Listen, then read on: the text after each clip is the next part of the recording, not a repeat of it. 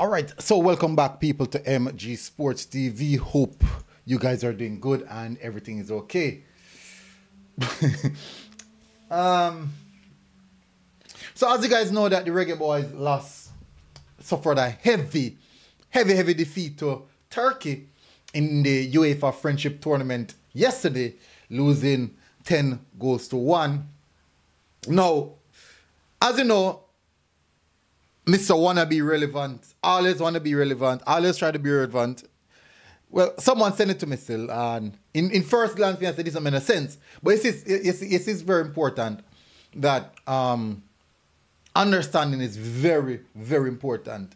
And when we pick up on things, I say, you know, I do believe that he tries to make everything about him. He tries to make everything about him, which is very unnecessary a lot of the time. And as I know, you don't know, get the job done, he's getting airplay. So since we're already here, since we're already gonna discuss him, since we're gonna discuss the situation, let's get into it. Hit the like button, hit the subscribe button. We want to speak about Craig Butler, his response to the team picking up 10-1, and also what actually is happening. So hit the like button, hit the subscribe button if you're here for the first time.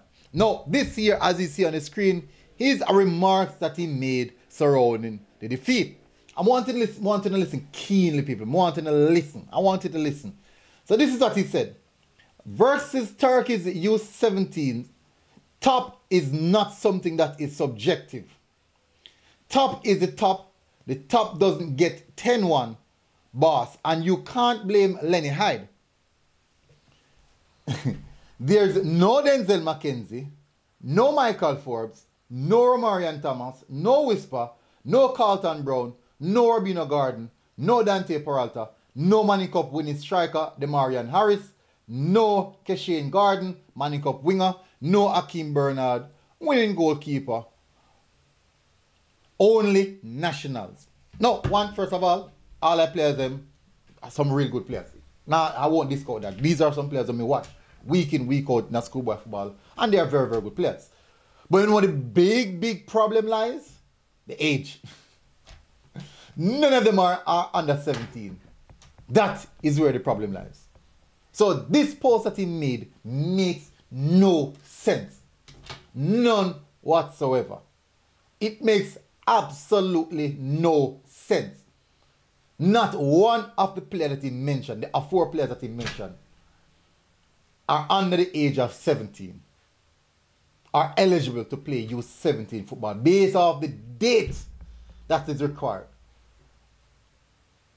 So this is just sometimes people mistake, you know, make it seem like it's a problem. No, instead it's not Lenny Hyde's problem. Now, in my view, let me tell you, 2 strikers who stand out to me in the game that they played yesterday. Striker from Fenerbahce, Fede, and a striker from Galatasaray, Delik. These are the players that our U10 boys are playing against. Most of those players, 90% of the squad are schoolboys. Now, in all essence, it's supposed to be a more friendship, experience type of thing. Not bad beating, dropping night. Yes, it's tough. I agree, it's tough. You know, funny enough, I'm more worried about Mali. Mali drew with Turkey. And Mali defeated, I think Mali defeated Turkey 4-2, I think. I think they defeated Turkey 4-2. Let me see if we can get it, yeah. Oh no, they drew Turkey 2-2 and they defeated Saudi Arabia 4-2. So Mali apparently seems to be another tough team to play against. So we might see another big battering. Anyways, as I'm saying this, back to what I'm saying. And I don't go any further here on this. I just show you that it don't make no sense. Him post to make no sense. His idea of lashing out, his idea of highlighting, his idea of saying that something is wrong, it makes no sense because he lacks the general understanding of actually what is happening. Because if you're going to say, boy, none of your players are not with the squad, and you not even take the time out to look and see if your players are eligible. Not even just take a little time out for just recognize that your players aren't eligible. None of them are eligible for play because you're not a U17 players. You know, the U17 players. And the U17 players that went to represent, these are the same U17 players who are some of the stars in Manning Cup for their age group. For the Manning Cup and the Casa Cup. For their age group. Now, most of his players are U20s. Most of his players are between the age of 18 and 19. So, this post no make no sense. Anyways, let's move on from that. Let's first touch on the aspect of it's rough. It's really, really rough.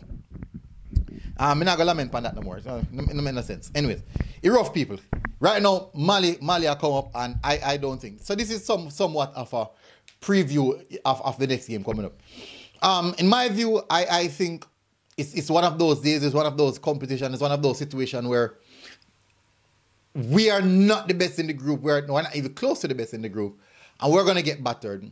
It's gonna show the lack of youth development in Jamaica, which is clear. I don't think anyone is surprised about that. We all know where the development of football is concerned in Jamaica, especially at the youth level.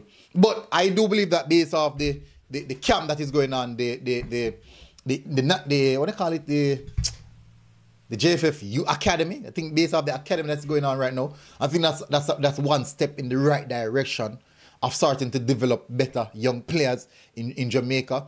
And I do believe that next 10 years from now, we're going to have a lot of better quality players based off the numerous amount of academies that is popping up in Jamaica, developing players from a younger age. So certainly, that's a route in the right direction where that is concerned. But at this present moment, it's tough. Last time we had a lengthy discussion surrounding football development, or schoolboy football affect the development of football in Jamaica, and all these type of things. But nevertheless, I do believe that there's certain things that is being put in place. There are certain things that are happening at this present moment to improve that incrementally. But at this present, it won't happen overnight. It will not happen overnight. It is coming, but it won't come overnight. Nevertheless, I do believe that as we proceed in this competition, I'm very hopeful that at least we can learn something. It's a learning experience in my view, and I do believe that at some point in time we will gather these type of information and understand areas we're going short. I do believe that information is being gathered throughout this competition. The level that we're at, the technical ability, we're lacking technical ability, we're lacking football and IQ, we're lacking understanding of the game at certain age, and I do believe that these competition will highlight it. As I said, up next is Mali, and it's not a good look. As I said, they drew with Turkey 2-2, which means that they can score 2 on Turkey, then they can score upon we. And also, they defeated Saudi Arabia 4-2. And remember, Saudi Arabia and Turkey defeated us. So, you know, football don't really go hand in hand the way so because of this, because of that, it means that this has happened. But really and truly, it's likely to happen that way in particular. Nevertheless, I'm very hopeful that at least we can give a proper account of ourselves in this game more rather than what happened in the Turkey game. If we see 3-0 in first 15 minutes, lock shop. Lock shop in my view. Lucky down. Lucky right down. But anyways, hopefully the boys can give a good account of themselves. The next game is tomorrow, and sure of the time specifically. I think most of the games are played in the morning. No, there's no broadcast coverage or anything like that, but so we just have to hope and just listen out for the scoreline, and then now we'll understand what has transpired. Anyways, big up on yourself, people. Thank you very much for tuning in. Really appreciate it. I'll see you guys again. Until next time, MG Sports TV, and we're out. God bless. Boom. Enjoy the rest of the day, people. Hit the like button, hit the subscribe button if you're here for the first time. And we're out. God bless.